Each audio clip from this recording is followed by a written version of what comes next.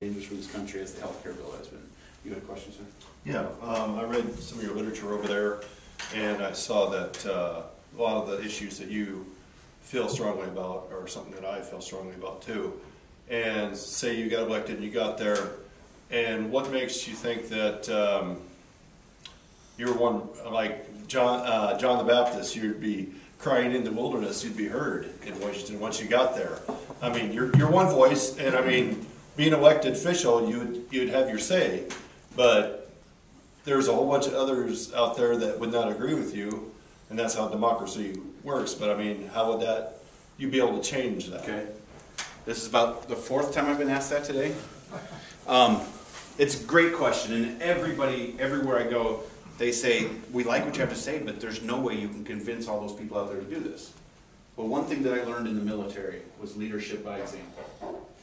If you're a good leader, your people will follow you. Now, what I say to that also is, there's 531 people out there in the U.S. House and the U.S. Senate. There's supposed to be 535, but we have 4 vacancies. So there's 531 people out there. They're not all bad. Not all of them are bad. You have some good stalwarts out there. So I won't be out there crying alone in the wilderness. Yeah. Granted, there will be a minority of us, but the more good people we get, the easier it will be to take this back. We didn't lose this country where it is today in one day. I mean, you can argue it started as early as the 20s with the progressive movement. Losing, in each decade came harder and harder to grasp. So we didn't lose it in one day. We can't gain it back in one day. But we have to decide now that we're going to take the first step to taking it back. And to give you some examples, does everybody know who Steve King is? Our 5th District Congressman. When the TARP money came out, they publicized who got what for the TARP bill. And Leonard Boswell in the 3rd District of Iowa, he got $900 million. Now I want you to know that everybody in Iowa, all 5 of our congressmen represent roughly 600,000 people. This man got $900 million and it represents 600,000 people. You do the math what they could have done with the money. Our own Dave Loebsack got $350 million. Bruce Braley over in the 1st right next door got $250 million. Does anybody know how much Steve King got? $27 million.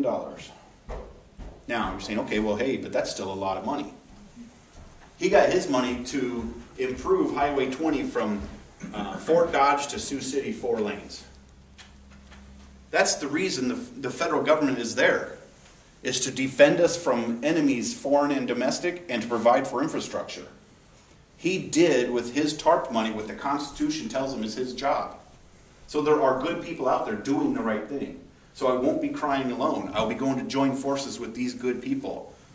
And when we do join forces, and our numbers grow, because we're not the only district in the country that has been fed up. Other districts in this country are doing the exact same thing as you guys are doing, vetting your candidates, finding the right person who doesn't necessarily want to go there but realizes they have to go there. We'll get this thing turned around.